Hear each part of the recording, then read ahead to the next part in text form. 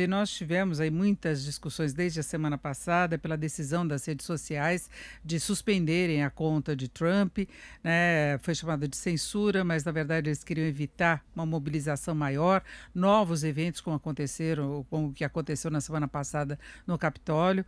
Então houve agora, inclusive, a Parler acusada de não tomar medidas contra posts que incitavam a violência, houve a suspensão, né, dela por vários aplicativos aí, então meio que sai do ar mesmo, não é? E nós vamos falar sobre isso agora com o nosso especialista em tecnologia, Carlos Aros, de volta de férias. Aros, boa tarde. Boa tarde, Denise. Voltei das férias e que confusão, Que não? A confusão, não? gente fica desconectado uns dias, quando se reconecta, descobre que Você ficou as coisas estão. desconectado Eu mesmo? tentei, viu? É Eu tentei, pelo difícil. menos das redes sociais, eu tentei o máximo que deu.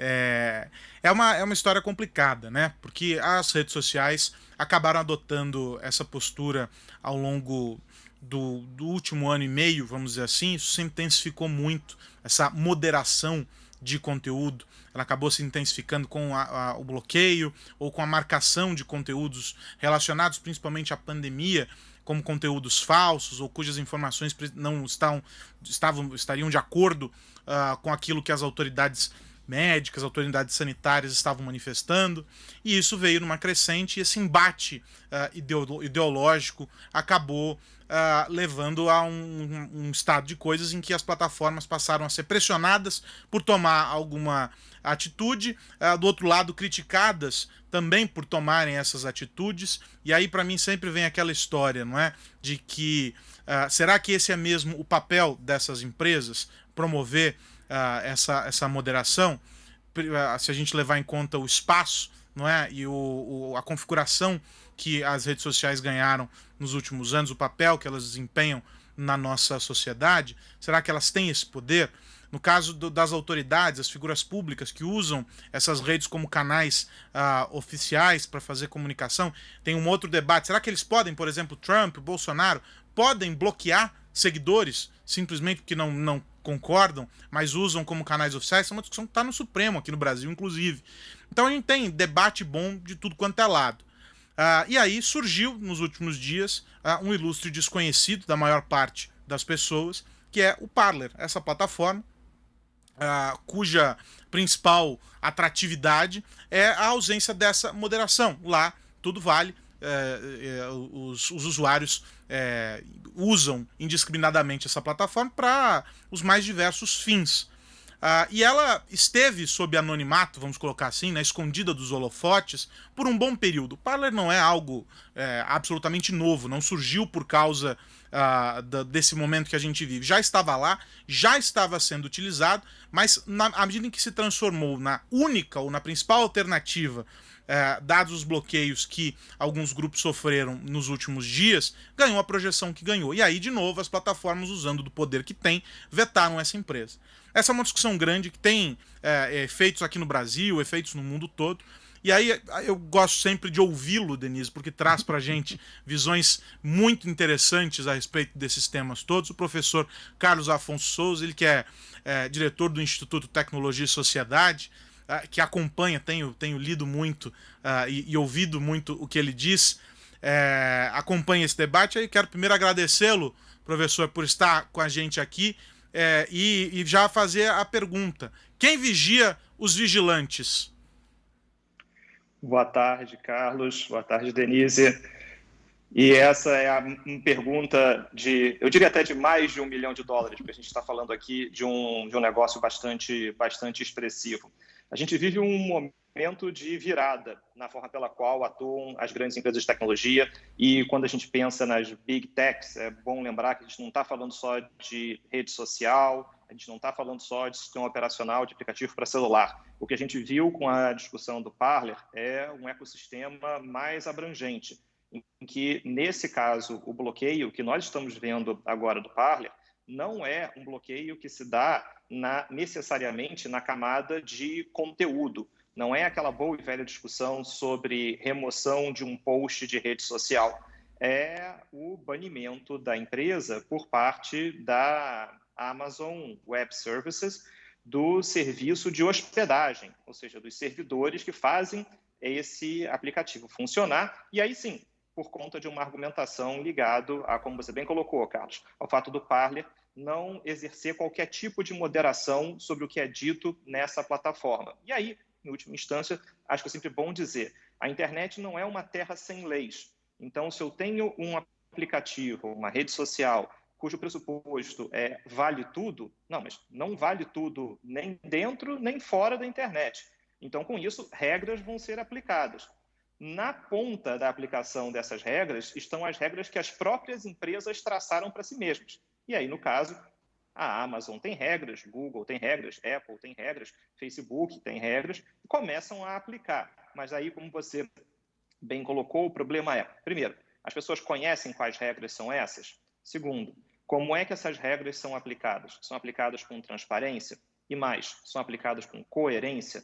O caso do Parler não é o primeiro, mas ele chama bastante atenção justamente pelo contexto em que se dá a aplicação dessa medida. E vale lembrar, o banimento de um aplicativo é a medida mais extrema de todas. Então, por isso, chama muita atenção e levanta a pergunta sobre quais são os critérios, quais são os parâmetros e como é que esse precedente vai ser aplicado no futuro pelas diversas empresas. Ô Denise, só antes de você fazer a pergunta, um ponto.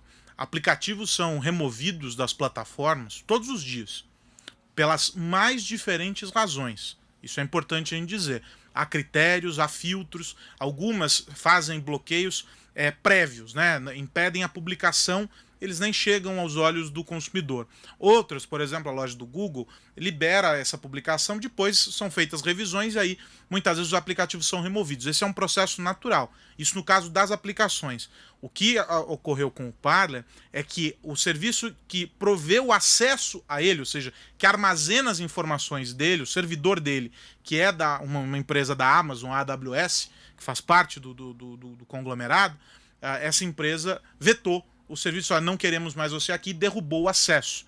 Então, são dois tipos de cenários diferentes, os dois são passíveis de discussão ali, mas acontecem também o tempo todo. Eu posso me recusar a fornecer, eu, enquanto empresa, um serviço para quem quer que seja. E eu ia colocar para o professor Carlos algo exatamente desse sentido, porque veio numa mesma onda, ainda que seja um procedimento diferente, era uma tentativa de inibir mobilizações através das redes sociais que pudessem ocasionar situações como nós vimos na semana passada nos Estados Unidos. Seria um trabalho preventivo, e embora o tratamento seja diferenciado, na verdade, o que está por trás disso é uma forma de se tentar impedir.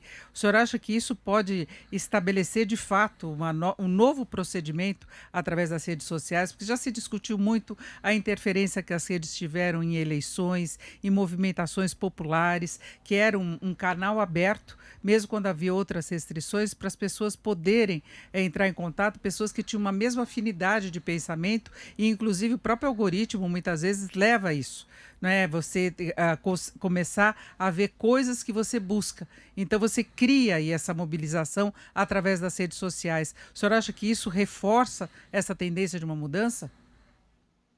Olha, Denise, as redes sociais vieram para ficar e acho que é importante a gente entender como isso muda a forma pela qual se faz política e, ao mesmo tempo, acompanhar isso que parece ser uma certa mudança de chave na forma pela qual atuam essas empresas. E aí, só uma notinha para reforçar o que Carlos falou. Né? Muita gente ficou em casa agora por conta da pandemia, começou a se interessar por jardinagem.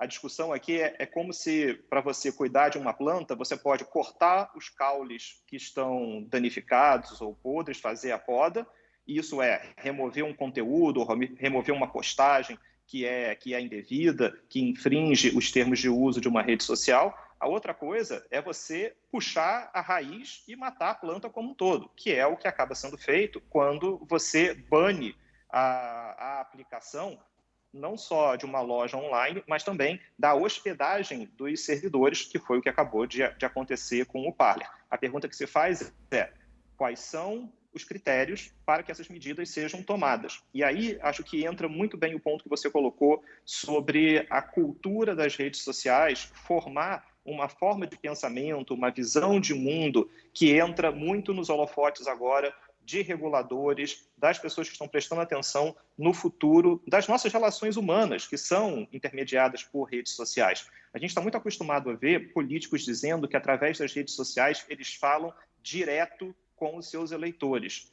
Olha, isso é uma meia-verdade, porque as redes sociais também são intermediários. Eles também têm as suas regras. Eles também podem fazer com que determinados conteúdos apareçam mais ou menos, ou até mesmo nem apareçam.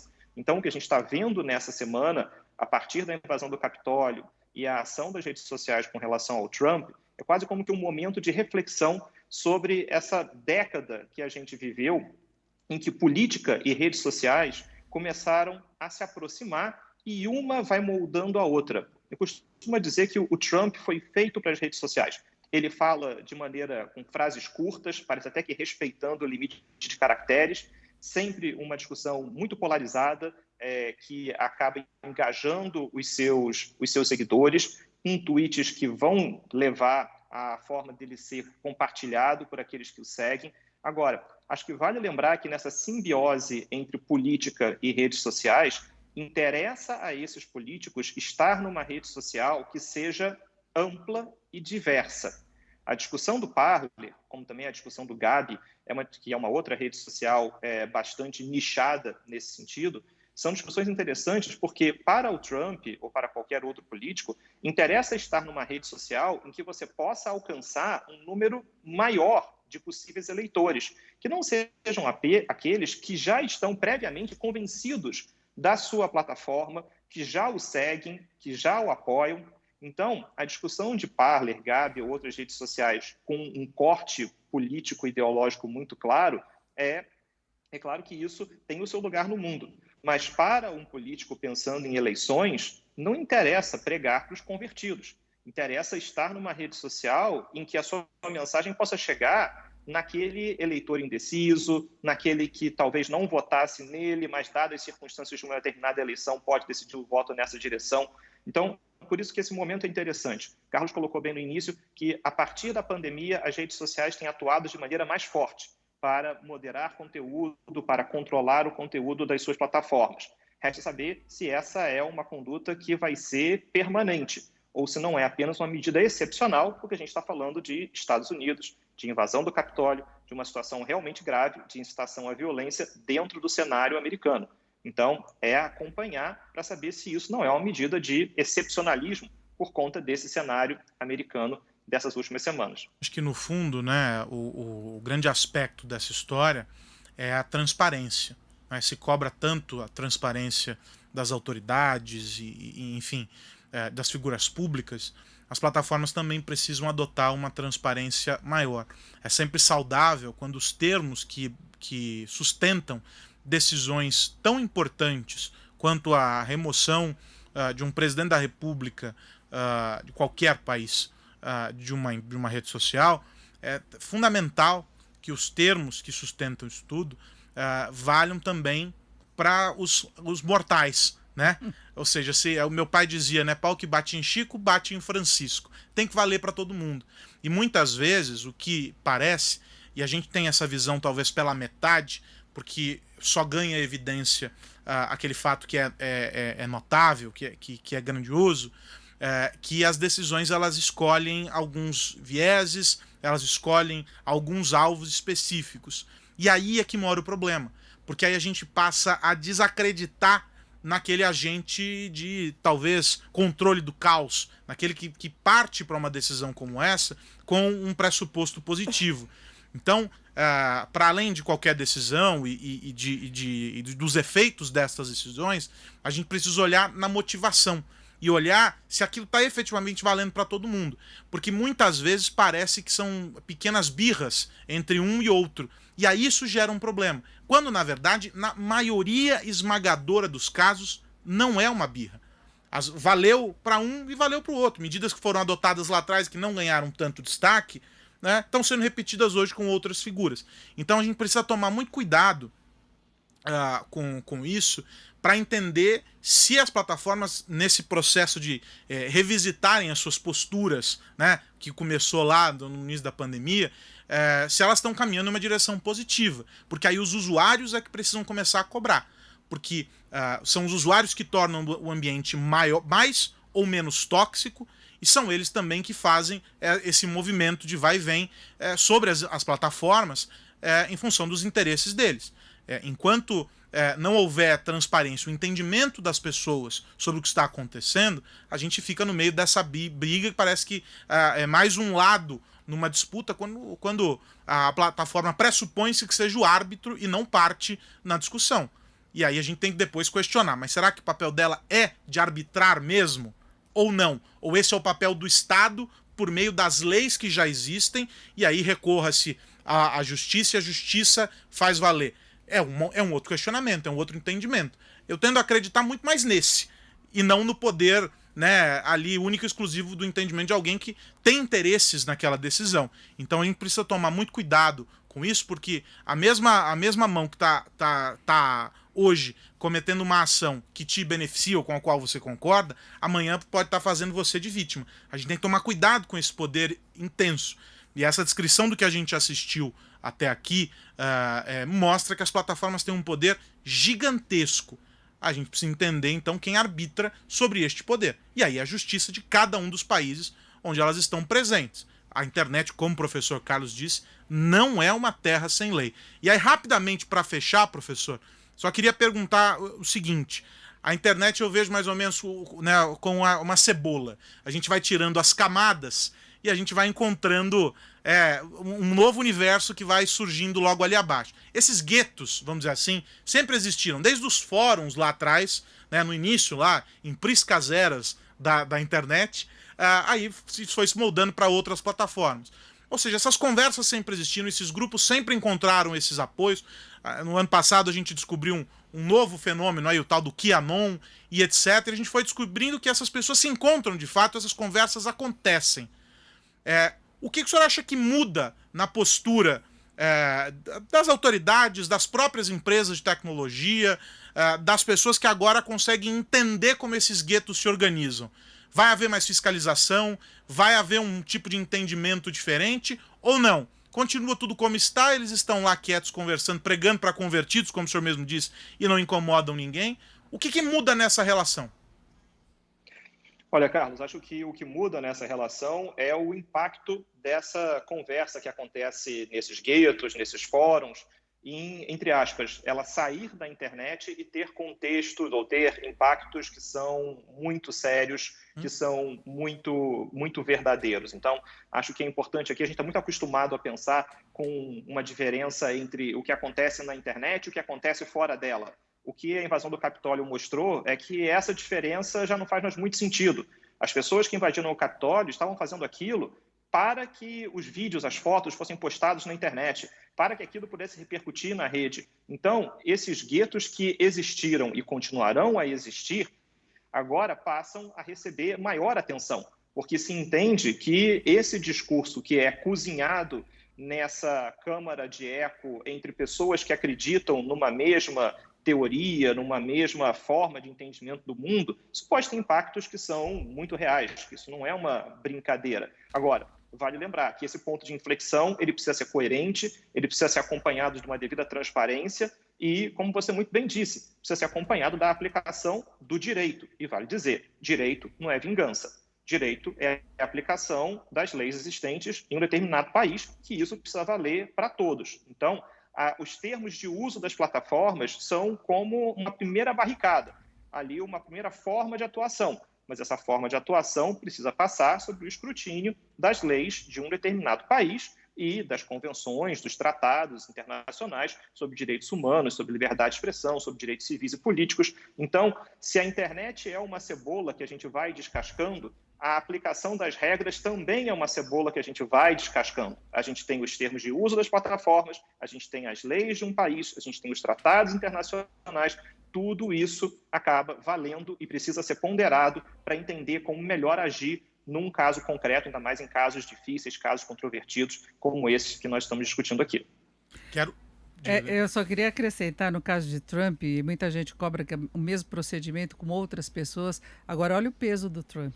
não é? Ele é o presidente da maior democracia do mundo, da maior economia, né? E postando algumas coisas que foram filtradas, inclusive por ser fake news em relação à pandemia. Eu acho que isso foi o sinal de alerta, as mentiras relacionadas à pandemia, porque aí todo mundo foi alvo, Sim, quem claro. postava podia ter a postagem retirada.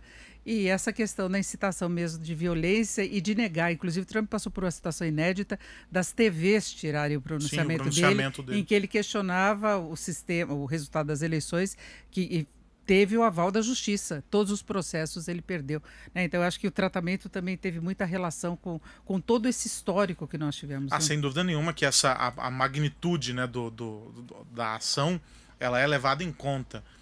O que a gente precisa olhar é o que está por atrás disso, né? Se os princípios, as premissas valeram para todo mundo. E aí depois você tem diferentes graus de problemática aí para serem enfrentados. E aí a gente segue. Mas acho que o grande ponto é, sem dúvida nenhuma, isso tudo que o professor coloca, o respeito às leis de cada um dos países. Entender que as plataformas não estão acima da lei. Elas, enquanto negócio, escolhem como elas querem conduzir o seu quintal. Mas aí precisa entender que esse quintal é bem grande, tem muita gente nele ali sendo impactada. Professor Carlos Afonso Souza, diretor do ITS no Rio de Janeiro. Professor, obrigado mais uma vez pelo bate-papo, é sempre bom ouvi-lo. Um abração. Um abraço, Carlos, um abraço, Denise. Até a próxima.